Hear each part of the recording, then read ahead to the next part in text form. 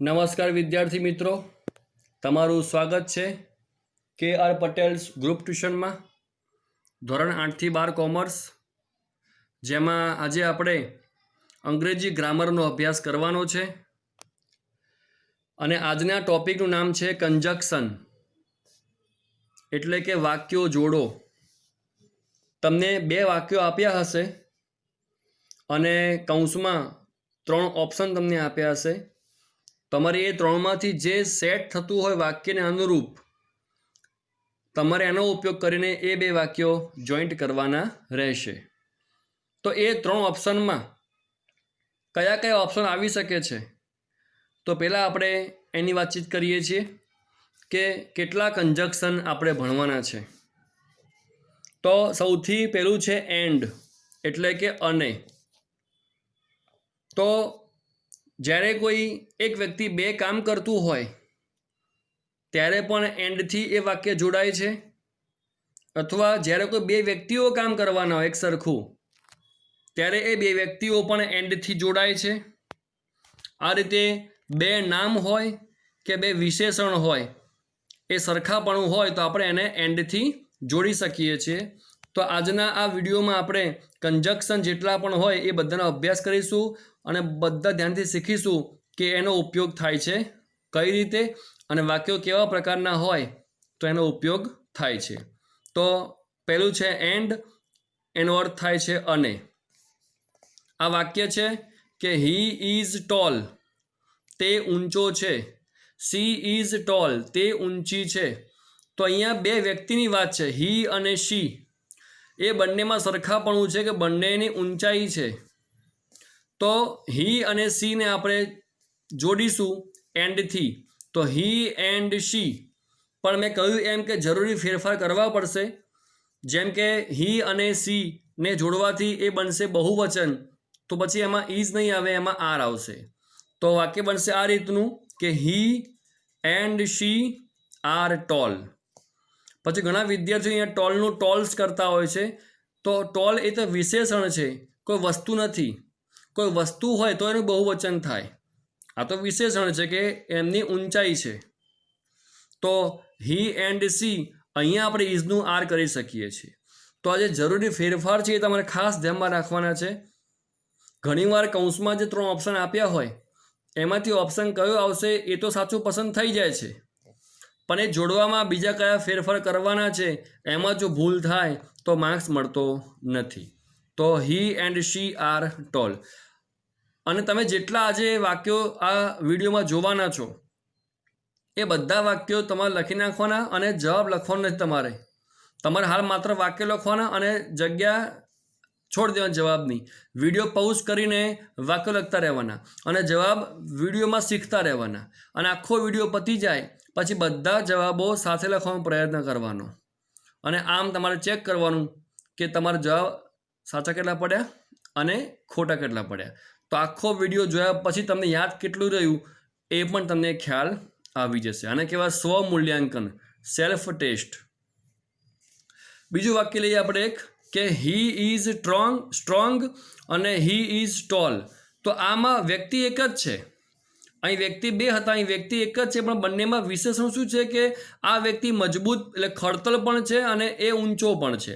તો આ એક જ વ્યક્તિમાં 2 ગુણ છે. તો આ અહીંયા જેમ હી અને સી જોડાયા હતા, અહીંયા આપણે સ્ટ્રોંગ અને ટોલને જોડીશું તો શું વંચાય? He is. હવામાં આર ન થાય કારણ કે વ્યક્તિ એક જ છે, એ વ્યક્તિમાં 2 ગુણ છે, 2 વિશેષણ છે. તો he is strong and tall. તો આમ તમારે વાક્ય ઓળખવાનું છે અને એન્ડ કોની વચ્ચે મૂકવાનું છે એ પણ તમારે ધ્યાનથી પસંદ કરવાનું છે. ત્રીજું વાક્ય લઈએ આપણે કે મનન ઇઝ ક્લેવર અને શૈલેષ ઇઝ ક્લેવર. તો આની જેવું જ થયું કે ક્લેવર વિશેષણ છે અને 2 વ્યક્તિ છે, તો મનન અને શૈલેષ એ એન્ડથી જોડાશે અને આર બનશે. તો મનન એન્ડ શૈલેષ આર ક્લેવર. તમે વિડીયો પોઝ કરીને માત્ર વાક્ય લખતા રહેજો અને જગ્યા જવાબની બાકી રાખજો અને જવાબ શીખ્યા બાદ આખો વિડીયો પતી જાય ત્યારબાદ એ લખવાનો પ્રયત્ન કરજો. અને જો તમારે વિડીયો આખો ફરી ન જોવો હોય જવાબ ચેક કરવા માટે તો વિડીયો પોઝ કરીને એક સ્ક્રીનશોટ લઈ લેવાનો.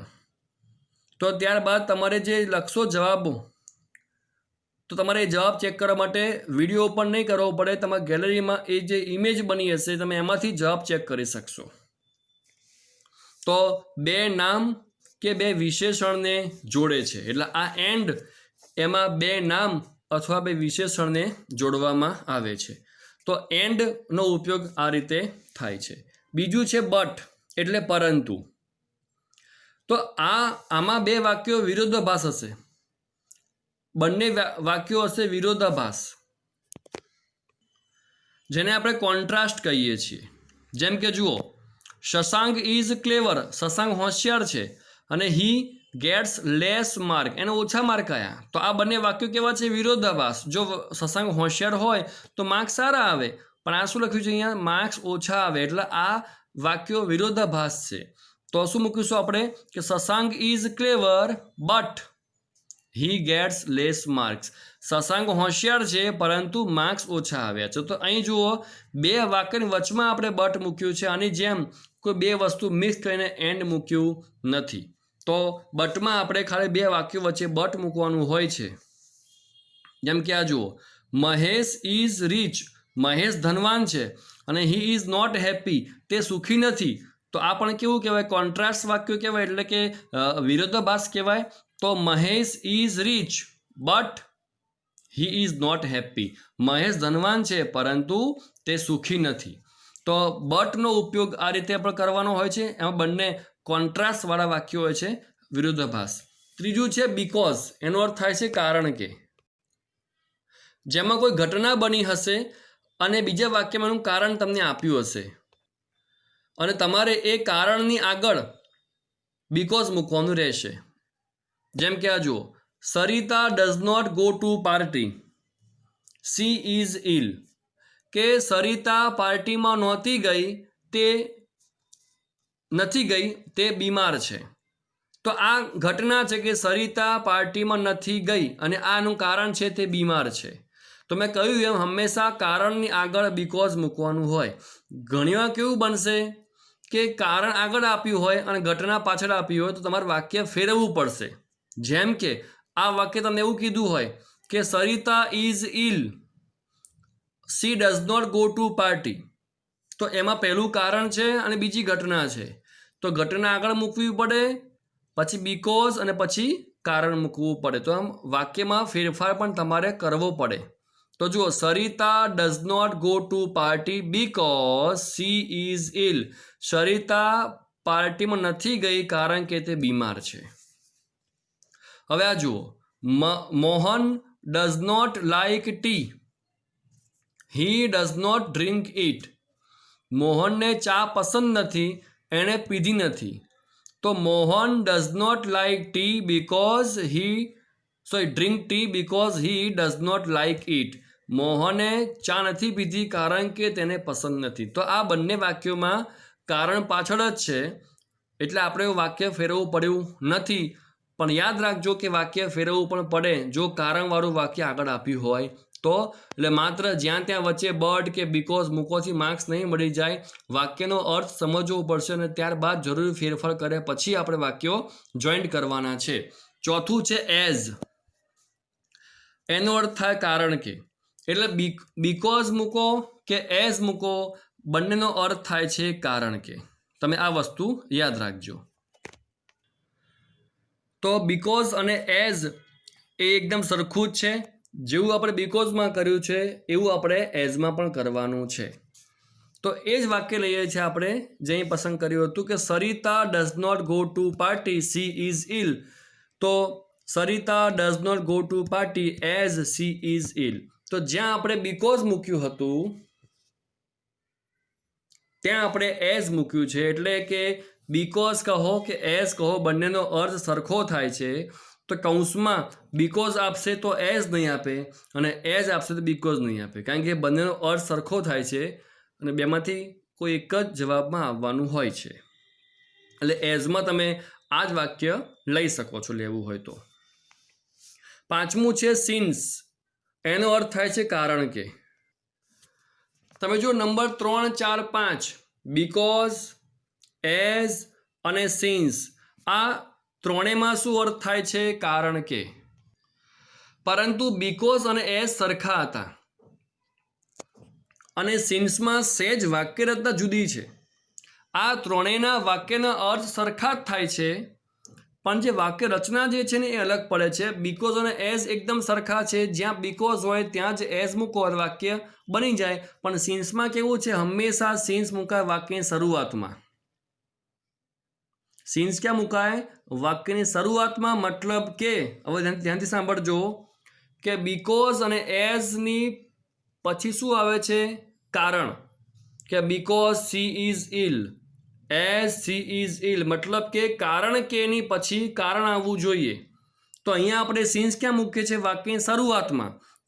તો એનો અર્થ પણ થાય છે કારણ કે, તો એના પછી પણ કારણ આવવું જોઈએ. એટલે કે બીકોઝ અને એઝ કરતાં સિન્સની વાક્ય રચના જુદી છે. અહીંયા પહેલાં ઘટના આવે કે Sarita does not go to party, અને પછી કારણ આવે કે સી ઇઝ ઇલ. જ્યારે અહીંયા સિન્સ પહેલો હોવાથી બીકોઝ અને એઝની પછી જેમ કારણ આવે છે એમ અહીંયા પણ સિન્સની પછી કારણ મૂકવું પડશે. તો અને સિન્સ શરૂઆતમાં હોવાથી પહેલાં અહીંયા કારણ આવશે અને પછી આવશે ઘટના. જેમ કે જો વાક્ય છે આગળ જેવું જ છે કે Sarita does not go to party, she is ill. હવે બીકોઝ મૂકવું હોય તો વચ્ચે મૂકી દો, એઝ મૂકવું હોય તો વચ્ચે મૂકી દો, પણ સિન્સ મૂકવું હોય તો સિન્સ હંમેશા શરૂઆતમાં આવે, એના પછી તરત જ કારણ આવે કે સરિતા ઇઝ ઇલ. અને આપ એ પણ યાદ રાખજો કે અહીંયા સી ઇઝ ઇલ ના મુકાય. હવે ખાસ સમજો હું જે કહેવા જઈ રહ્યો છું, સરિતા નામ છે અને આ એનું સર્વનામ છે. કેમ કે સરિતા છોકરી, એના માટે સી વપરાય. છોકરો હોય તો હી મુકાય એ રીતે. હવે આમાં કેવું હોય કે હંમેશા પહેલા વાક્યમાં નામ આવે અને બીજું વાક્ય એ જ છોકરીનું હોય તો વાળગડે સરિતા સરિતા લખવાનું ના હોય, ત્યાં સી મૂકવાનું હોય. જેમ કે નિબંધ હોય હાથીનો કે ધ એલિફન્ટ, પહેલું વાક્ય આવે અને પછી શું આવે? ઈટ, કે એને લાંબી સૂંઢ છે, એને ટૂંકી પૂંછડી છે, એમાં ઈટ ઈટ મુકાશે. પણ દરેક વાક્યમાં એલિફન્ટ એલિફન્ટ ના મૂકવાનું હોય. નિબંધ માય ફાધરનો હોય તો માય ફાધર્સ નેમ ઇઝ, જે નામ હોય લખી દે.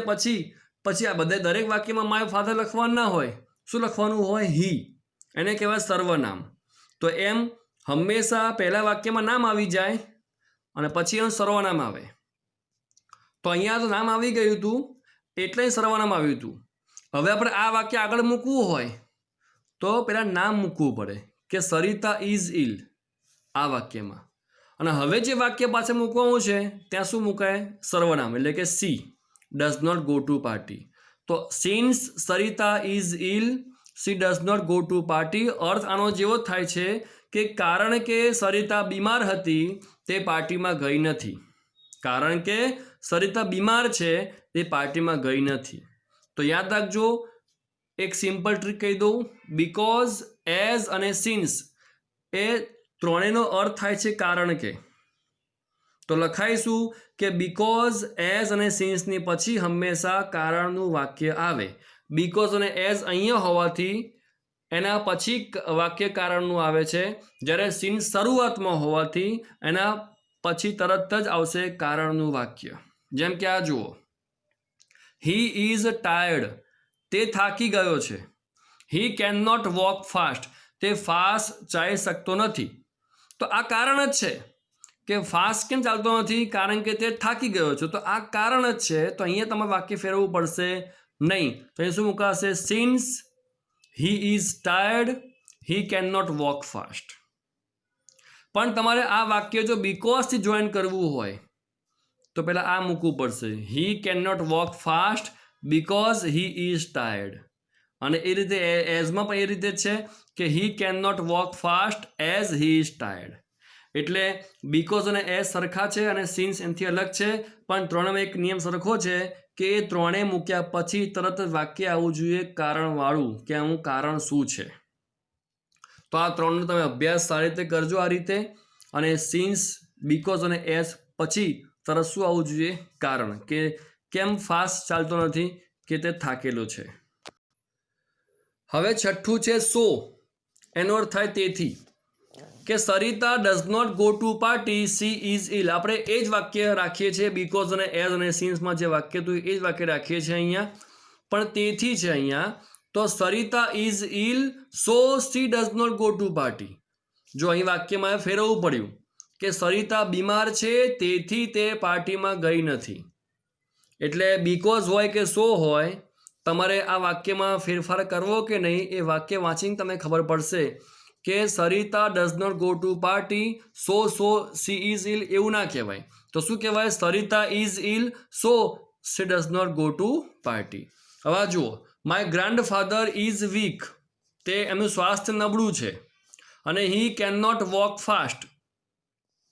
તો my grandfather is weak so he can not walk fast. તો પહેલાં આવશે પરિણામ કે મારા દાદા નબળા છે અને તેથી તે ફાસ્ટ ચાલી શકતા નથી. બરાબર. તો બીકોઝથી ઊંધું સો છે. બીકોઝથી ઊંધું સો છે. એટલે બીકોઝથી વાક્ય બનાવવું હોય આનું તો વચ્ચે ખાલી બીકોઝ મૂકી દેવાનું. અને અહીંયા બનાવવું હોય તો my grandfather can not walk fast because he is weak. વાક્ય ઊંધું કરવું પડશે. એટલે બીકોઝ એટલે કારણ કે અને સો એટલે તેથી. એ બંનેમાં તમારે ધ્યાન શું રાખવાનું છે કે બંને આખા ઓપોઝિટ છે. સોમાં જે વાક્ય આગળ હોય બીકોઝમાં હંમેશા વાક્ય પાછળ હોય. તમારે જોઈ લો, સોમાં આ વાક્ય આગળ છે ઈલવાળું અને પાર્ટીવર વાક્ય પાછળ છે, જ્યારે બીકોઝમાં પાર્ટીવર વાક્ય આગળ હતું અને ઈલવાળું વાક્ય પાછળ હતું. તો આ રીતે બીકોઝ અને સો એકબીજાના તદ્દન વિરોધી છે. સાતમું છે આઈધર ઓર, એટલે બેમાંથી એક.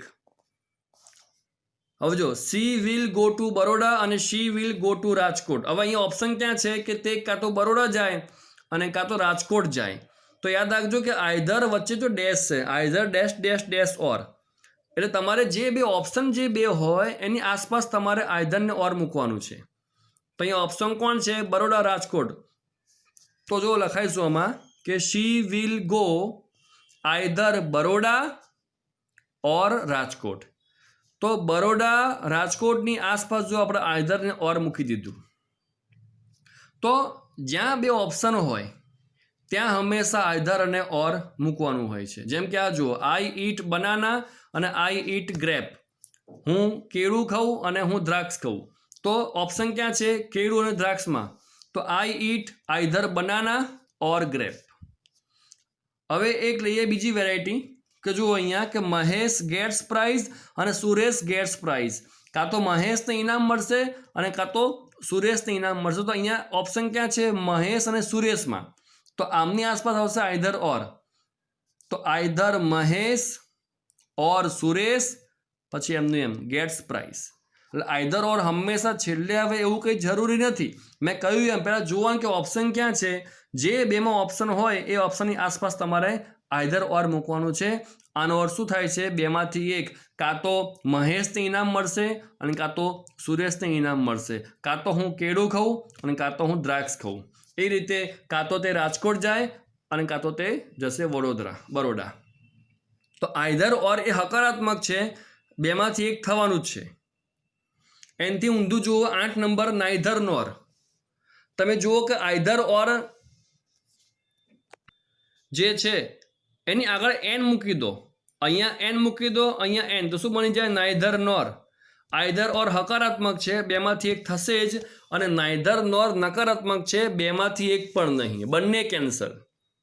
મતલબ કે નકારાત્મક વાક્ય હોય તો શું આવશે? Neither nor. તો જુઓ, Naresh does not like movie અને નરેશ ડઝ નોટ લાઇક નાટક. નરેશને ના તો મૂવી ગમે છે અને ના નાટક ગમે છે. તો ઓપ્શન ક્યાં છે? મૂવી અને નાટકમાં. તો સમજો કે નરેશ લાઇક્સ નાઈધર મૂવી નોર નાટક. આવો જવાબ કેમ બન્યો? તો પહેલી વસ્તુ એ કે નાઈધર એ પોતે નકાર વાક્ય હોવાથી નોટ નહીં આવે. નાઈધર એ પોતે જ નકારાત્મક છે એટલે કે એમાં નોટ સમાઈ ગયું છે. તો વાક્યમાં અલગથી નોટ મૂકવાની જરૂર નથી. અને નોટ જ ના મૂકવાનું હોય તો ડઝ મૂકવાની ક્યાં જરૂર છે? તો નકારાત્મક વાક્ય જ્યારે પણ હોય, નાઈધર નોનો ઉપયોગ કરવો હોય તો કોઈ દિવસ નોટ મૂકતા નહીં. આમાં એ નોટ સમાઈ ગયું છે, આનો અર્થ જ છે એક પણ નહીં. નહીં એટલે નકારાત્મક નોટ.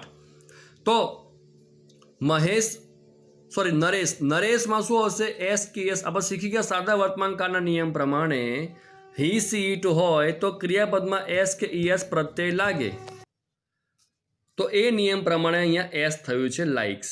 તો તમે આ ખાસ ધ્યાન રાખજો નાઇધર નોરમાં કે નોટ ના મૂકતા, અને બીજું વાક્ય વર્તમાન કાળનું હોય તો પાછું અહીં એસ લગાવજો. તો નરેશ લાઇક્સ નાઇધર મૂવી નોર નાટક. તો મૂવી નાટકની આસપાસ નાઇધર નોર મૂકી દીધું, અને એમાં નોટ સમય ગયું છે, અલગ નોટ મૂકવાની જરૂર નથી. બીજું વાક્ય છે Bhavesh did not go to Canada અને Manohar did not go to Canada. હવે આમાં ઓપ્શન ક્યાં છે? ભાવેશ અને મનોહરમાં. તો જો આ વાક્ય પસંદ કર્યું હતું મેં સાદા વર્તમાનકાળનું, અને આ પસંદ કર્યું છે મેં સાદા ભૂતકાળનું. એટલે બંને જે વેરાયટીઝ છે તમે શીખી લેજો. તો નાઇધર એમાં N capital, neither Bhavesh nor મનોહર. હવે મેં કહ્યું એમ કે નાઇધર પોતે નકારાત્મક હોવાથી આ નોટ મૂકવાની જરૂર નથી. આની જેમ જ હવે નોટ જ ના મૂકવાનું હોય તો ડીડ મૂકવાની ક્યાં જરૂર છે? તો ડીડ પણ કેન્સલ. તો જેમ અહીંયા ડઝના કારણે લાઇક્સ થઈ ગયું હતું, એમ અહીંયા ડીડના કારણે ગોનું વેન્ટ થઈ જશે. આ બે વસ્તુ ધ્યાનમાં નહીં રાખો તો વાક્ય ખોટું પડશે. નાઇધર નોર ભલે તમને આવડતું હોય, પણ સાથે સાથે તમારે કાળના નિયમો પર ધ્યાનમાં રાખવાના છે. એટલા માટે આપણે સ્ટાર્ટિંગમાં બધા કાળ શીખી ચૂક્યા છે. તો જુઓ, લાઇક્સ થયું હતું કારણ ડઝ હતું, અહીં વેન્ટ થયું છે કારણ ડીડ છે. બરાબર. તો neither Bhavesh nor Manohar went to Canada. કે ના તો ભાવેશ જાય છે ના તો મનોહર જાય છે. હવે છે ધેટ, એનો અર્થ થાય છે કે. આ બહુ સરળ છે. જુઓ, તમારે ખરેખર આ કામમાં આવશે ઇનડાયરેક્ટ સ્પીચમાં. આપણે શીખીશું ઇનડાયરેક્ટ સ્પીચ, એમાં કામમાં આવશે કે Bhairavi is sick, I know it. કે ભૈરવી બીમાર છે, મને તે ખબર છે. તો વાક્ય શું બને? મને ખબર છે કે ભૈરવી બીમાર છે. તો આઈ નો પછી ઇટ ના મૂકવાનું હોય. I know that are you a Bhairavi is sick. મને ખબર છે કે, હું જાણું છું કે ભૈરવી બીમાર છે. હવે જુઓ, માય સિસ્ટર સિંગ્સ પ્રેયર. મારી બહેન પ્રાર્થના ગાય છે, અને આઈ હિયર ઇટ, મેં તે સાંભળી. તો મેં સાંભળ્યું કે મારી બહેન પ્રાર્થના ગાય છે. તો I hear that my sister sings prayer. બરાબર. એટલે ધેટ વાળું વાક્ય સાવ સરળ છે, અને ઇનડાયરેક્ટ સ્પીચમાં આનો ઉપયોગ બહુ આપણે કરવાનો પણ છે. પણ તમે જુઓ કે આમાં આપણે વાક્ય ઉલટ પુલટ કરવું પડે છે. એટલે બીકોઝ હોય, સો હોય, એઝ હોય, સિન્સ હોય, ગમે તે હોય કે ધેટ હોય, વાક્ય ઉલટ પુલટ તમારે કરવું પડશે વાક્યના અર્થ પ્રમાણે. મેં એટલા માટે તમને શરૂઆતમાં કહ્યું હતું કે તમે વિડીયોમાં પોઝ કરીને આ વાક્ય લખતા રહેજો અને જવાબ લખતા નહીં. તો તમને યાદ રહે કે કયા વાક્યમાં વાક્ય ચેન્જ કરવાના છે અને શેમાં નથી કરવાના. તો તમને યાદ કેટલું રહ્યું, તમે કેટલું શીખ્યા, એ તમને ખબર પડી જશે. હવે છે વેન. એનો અર્થ થાય છે જ્યારે, ત્યારે. મતલબ જ્યારે હું ઓફિસ ગયો હતો ત્યારે કાકા મળવા આવ્યા. જ્યારે હું સ્કૂલે ગયો હતો ત્યારે નવા શિક્ષક આવ્યા. આ રીતે કંઈ પણ ઘટના, બે ઘટનાને કંઈ લગતી વાત હોય ને વેન કહેવાશે. હવે ઘણા શું સમજતા હોય કે વેન છે ને એ પ્રશ્ન વાક્યમાં જ આવે. વેનથી પ્રશ્ન વાક્ય બને એ વાત સાચી, પણ વેન હંમેશા પ્રશ્ન વાક્યમાં જ આવે એ વાત ખોટી. હવે આપણે સમજીએ કે વેનથી વાક્ય જોઈન થાય છે કઈ રીતે. જુઓ કે આઈ વેન ટુ માય ઓફિસ, હું મારી ઓફિસે ગયો હતો. અને આઈ સો અ મ્યુઝિયમ, મેં રસ્તા મ્યુઝિયમ જોયું હતું. તો શું લખાય? When I went to my office, જ્યારે હું ઓફિસ ગયો હતો, અલ્પવિરામ આઈ સો અ મ્યુઝિયમ, ત્યારે મ્યુઝિયમ જોયું. હવે ત્યારે કંઈ લખવાનું નથી, પણ વેનનો અર્થ જ થાય છે કે જ્યારે આમ થયું ત્યારે તેમ થયું. જ્યારે અમે હોલમાં પહોંચ્યા ત્યારે નાટક શરૂ થયું. આ રીતે વેન મૂકવાથી જ્યારે, ત્યારે એટલે બે ઘટનાને જોડતી કડી છે વેન. તો when I went to my office I saw a museum. હજુ વાક્ય લઈએ એક. ધ ટીચર કેમ, શિક્ષક આવ્યા હતા. ધ સ્ટુડન્ટ્સ સ્ટૂડ અપ, અને વિદ્યાર્થી ઊભા થયા હતા. તો વેન ધ ટીચર કેમ અલ્ફિરામ ધ સ્ટુડન્ટ સ્ટૂડ અપ. જ્યારે શિક્ષક આવ્યા હતા ત્યારે વિદ્યાર્થી ઊભા થયા હતા. જ્યારે અને ત્યારે.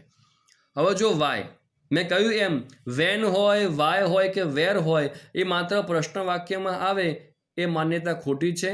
એ કંજક્શનમાં આવી શકે છે. જો શા માટે? તો જો હી ઇઝ ક્રાઇંગ, તે રડે છે, અને આઈ નો ધ રીઝન, મને કારણ ખબર છે કે શા માટે રડે છે, એટલે વાયથી વાક્ય જોઈન કરવાનું છે. પણ અહીંયા વાક્ય આપણે ઉલટ પુલટ કરવાનું છે કે I know the reason why he is crying.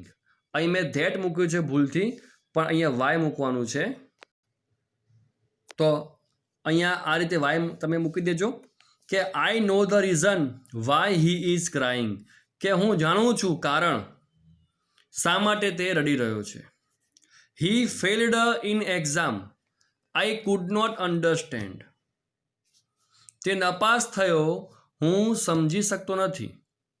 તો I could not understand why he failed in exam, મને ખબર ના પડી કે શા માટે નપાસ થયો, કારણ કે એ બાળક તો હોશિયાર જ હોય, નપાસ થયો કઈ રીતે. તો વાય આ રીતે પણ વાપરી શકાય છે કંજક્શનમાં કે I could not understand why he failed in exam. તો કારણ માટે વાય આવે છે. અને હજુ છે વેર, એટલે ક્યાં. તો આ પણ જો ક્યાં વપરાય છે કે ધીસ ઇઝ અ સ્કૂલ, આ શાળા છે. આઈ સ્ટડીડ હિયર, હું અહીંયા ભણતો હતો. મતલબ કે આ એ સ્કૂલ છે જ્યાં હું ભણતો હતો. તો વેર એટલે ભલે ક્યાં થતું હોય, પણ વાક્યમાં બતાવે છે કે આ જગ્યાની ઓળખાણ છે કે આ જગ્યા શું છે. તો this is A school where I studied. તો આ હિયર ના આવે, પછી આ હિયર વપરાયું હતું સ્કૂલ માટે, એ તો વેર મૂકવાથી જતું રહે છે. તો this is a school where I studied. હવે જો this is the place I saw a tiger, આ એ જગ્યા છે જે મેં વાઘ જોયો હતો, જ્યાં મેં વાઘ જોયો હતો. તો this is the place where I saw a tiger. તો વેર એટલે ક્યાં. તો આ કારણ દર્શક અને આ જગ્યા દર્શક છે કે જગ્યાનું એક આગવું મહત્વ છે, એની ઓળખાણ છે કે આ જગ્યા શું દર્શાવે છે. તો વેર એટલે જગ્યા કે જ્યાં આમ થયું હતું કે તેમ થયું હતું, એ રીતે વેર મુકાય છે. નંબર 13 છે બિફોર, એટલે પહેલા. જો આઈ વોશ માય હેન્ડ્સ અને આઈ સીટ ટુ ઇટ, મતલબ કે જમતા પહેલા હું હાથ ધોઉં છું. તો I wash my hands before I sit to eat, હું મારા હાથ ધોઉં છું એ પહેલાં કે હું જમવા બેસું, મતલબ જમતા પહેલાં હું હંમેશા હાથ ધોઉં છું. અને I go to bed I pray to God, મતલબ કે સૂતા પહેલાં હું ભગવાનને પ્રાર્થના કરું છું. તો I pray to God before I go to bed. બરાબર, એટલે આનો અર્થ થાય છે પહેલા. હવે આ જો આફ્ટર છે એટલે પછી. કે વી ટોક ધ ટીચર ગોઝ, અમે વાતો કરી, શિક્ષક ગયા. તો શું કહેવાય? વી talk after the teacher goes, શિક્ષક ગયા પછી અમે વાતો કરી.